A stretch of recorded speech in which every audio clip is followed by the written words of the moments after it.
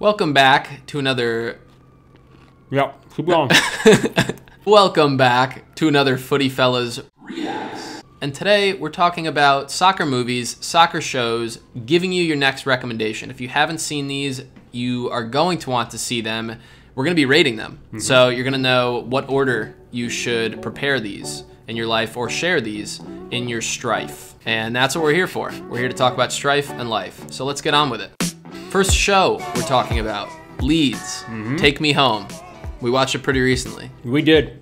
And like that cracker, unlike that cracker, it was not dry whatsoever. I thought...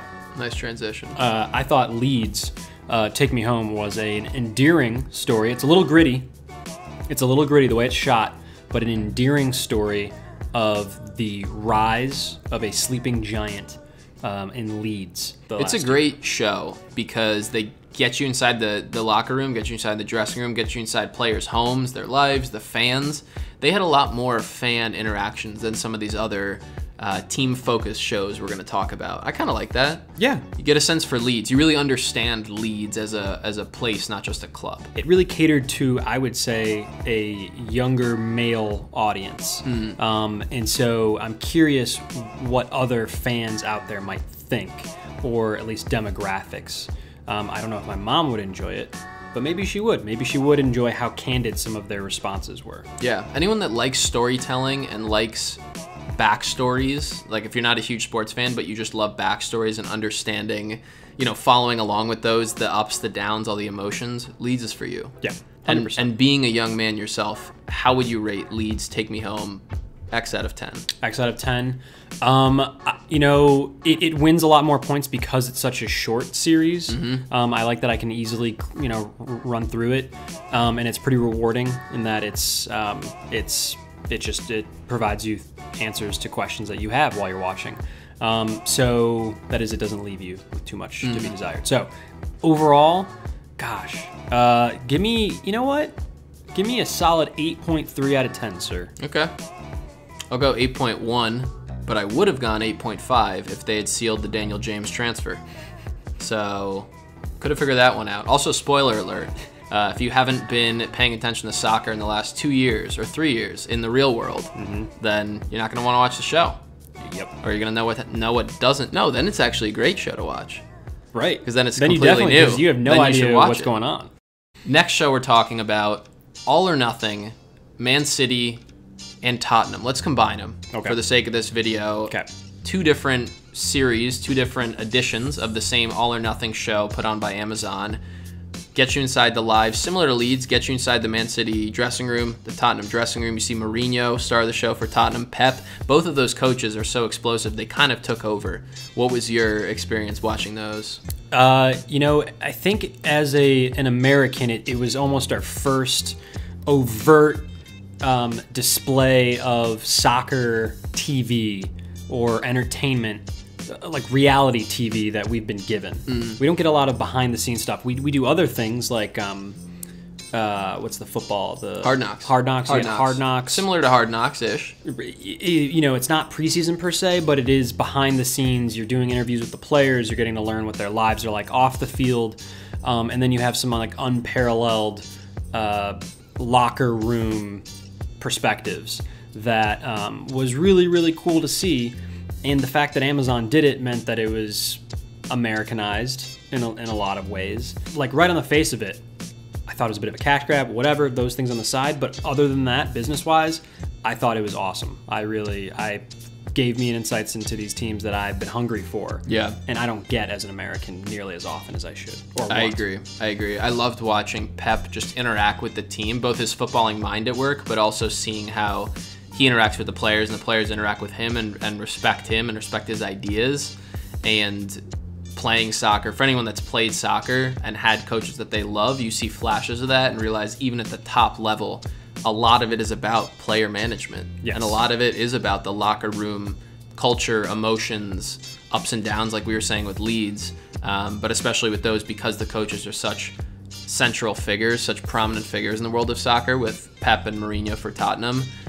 You feel it. You recognize again how much emotions play a role at the highest level of soccer. And you also get, yes, you get that legitimate stuff. You also get the cheap drama behind the scenes. You want to know what the story was behind that player's reaction to, that thing that happened. Son and Lloris. Yes, like they're a tiff at halftime. You come in the locker room, you see what happened. That's kind of cool. Right. That is fun. You get the behind the scenes things for a league that you care about so deep. If you want to see Jose Mourinho at the urinal at halftime, they show that a lot. Like too much, way too much. It just the camera's right there. A lot of cameras, too many cameras. Below the legs, just straight up. I would rate the All or Nothing series, combining both of them, probably also an 8.3. It's enjoyable. Okay. Between like 7.8 and 8.3. Yeah. I like the Leeds better. Okay, fair.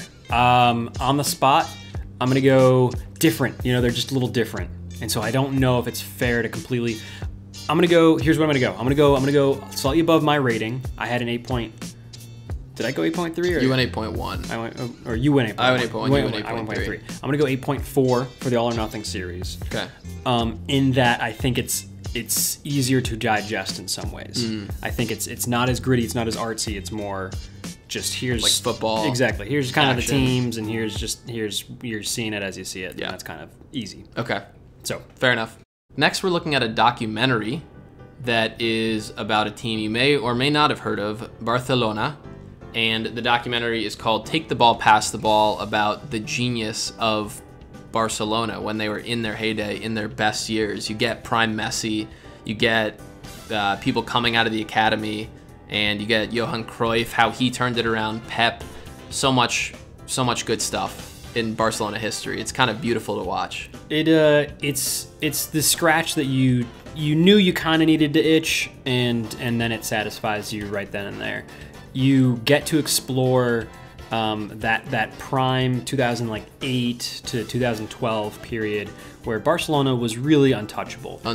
And I think as a person who, again, for us, that time is so present in our minds. We remember so much about that, or at least it was so impactful. It's great to have some more history behind it and unpack it a little bit more. Yeah. I was a huge fan of it. It was kind of created.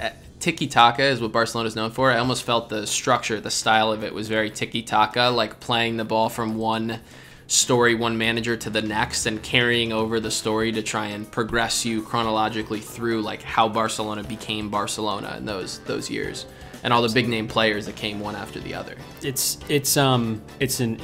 insightful. It's bringing in all these voices of people that you would want to hear. I think if I recall, it lacks like Real Madrid players. Like that was it doesn't. Yeah. Took a shot at them, never stopped taking shots. And they never, I don't think they ever wanted to be a part of it to begin with. Yeah, that would have been weird. But if they had like Sergio Ramos in a couple of times, then it would have been. I would say because they didn't get the well-rounded perspective of their rivals in there, that I would bump it down dramatically to just an 8 out of 10. I think it's great. I think it's still worth it. It's glaring that it's missing a little bit of perspective. I'm gonna go 8.5, higher than my other ratings. If you're a soccer lover, if you love the game of soccer and appreciate the game of soccer, you will love the documentary. If not, it's like a 4 for you, because it's a very technical, very much about the story of those specific years. So if you lived it and you cared about them then, it's cool. If not, might not be worth watching it, or at least watching it later on this list. And if you don't like soccer at all, all of these are probably... You're too far into the video. Spoiler. Leave now. Don't watch these. Don't watch the rest of this. But subscribe, just don't watch the rest of this. We've got a show. We've got a newer show than some of the other pieces we talked about, a heartwarming show. And a show that warms your heart. And it's Ted Lasso. And Ted Lasso warms your heart. He does. As a character. He warms Mr. everybody's Sudeikis. heart. So briefly, the show, if you're not familiar, is about a coach, hails from Kansas, who's actually Jason Sudeikis. He's from Kansas. After coaching a successful Wichita State football team. American football. And the team, AC Richmond, I believe, needs a new coach, so they pull him in, and you just learn all of the lovable antics that he provides and the quirky people who work at the club and all that good stuff. And it's so much deeper and richer than just some slapstick comedy. It's really heartwarming, as you were just saying. It hearts your warm, and ultimately is just like it's a show that you kind of have to see. It's so easy to watch. Yeah.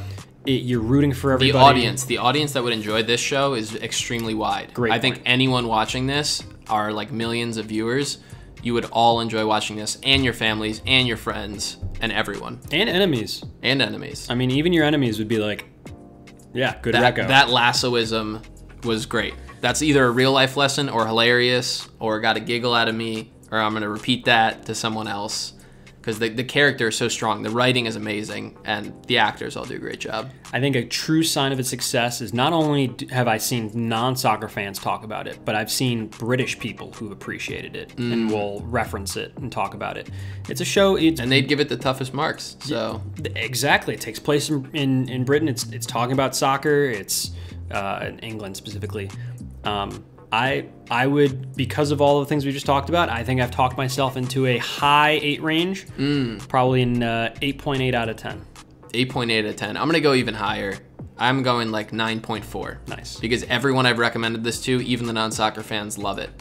So I don't know what's holding me back from a 10. Maybe that's some personal stuff I need to figure out. But Ted Lasso, at least like a 9. I'm going 9.4. Nice. Last movie we are talking about today, the first movie on this list, but the last piece we're going to talk about is Shaolin Soccer. Max, give us your best, quick No, I got it. headstand. Give us a quick headstand. Huh! Shaolin Soccer, we already made a video about this. We did a Footy Fellas Reacts on Shaolin Soccer, and it's our most popular video, believe it or not. And if you don't believe it, go check it out, because it is. It's a pretty insane movie. Like, how would you even begin to describe what Shaolin Soccer is to someone? It's The Matrix meets Crouching Tiger, Hidden Dragon meets Goal. Okay. Actually, I think that's pretty good. That's not bad on the spot. Yeah. Your supernatural kind of abilities to conjure and make, forces and stuff like that. True. I was gonna say like Dragon Ball Z-esque. So it's a little bit of, you got a little bit of everything. So what, I mean, we don't really need to describe it. I feel like that's it. Why would you not watch that? Yeah. It's a wide age range, because for adults it's kind of fun and funny. For kids it's epic. And I watched it as a kid. Did you watch it when you were younger? Strictly as an adult. Only as an adult. Strictly, no. You did? Absolutely. Okay. He was yanking my chain. Can you believe this guy? He's got a chain on him. Whoa, pulling him. Whoa. Oh my God. All right, stop. We got to finish the video. I'm just kidding. I wouldn't do that to you. We'll rate it. I would say 7.8 out of 10. Still recommend, but not as exciting if you're a real soccer fan looking for soccer content. Yes, we hyped it up, but it's not. It doesn't have the depth. And I mean, you get what you want you get out of it. I'm in the 7 range. I'll give it a 7.9. All right. All right. Price is Right. Oh. All right. Wheel of Fortune. Oh. No, one more. Okay. Jeopardy. Out of bounds. This is a YouTube short happening live. Believe it or not. And if you made it this far, then you are not short. And if you are, then we still love you and care about you. And you should like and subscribe because you love and care about us. And we will be back with more Footy Fellas Reacts and other great content. And we'll see you next time. See you later, Short Kings.